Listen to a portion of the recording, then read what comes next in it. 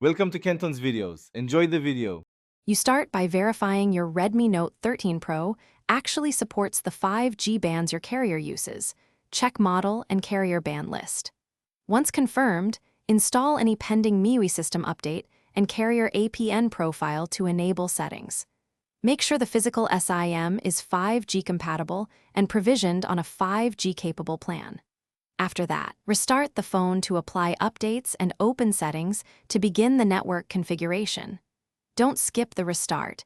It ensures new firmware and profiles activate correctly.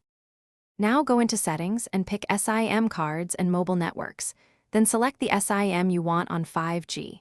Change preferred network type to the 5G/4G/3G/2G auto option so the phone negotiates the best connection. This avoids locking to 4G only. Also enable VoLTE and any carrier-specific network enhancements, because some networks require VoLTE for voice over 5G.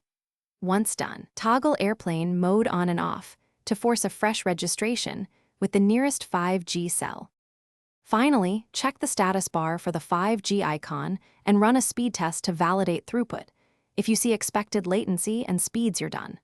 If 5G doesn't appear, reset network settings to clear misconfigured APNs and then reconfigure the SIM. Make sure to confirm with your carrier that your SIM is provisioned for 5G and that 5G coverage exists at your location. If problems persist, request a network refresh or SIM replacement from the carrier. Often that resolves provisioning issues quickly. Thanks for watching. Consider subscribing if we helped you.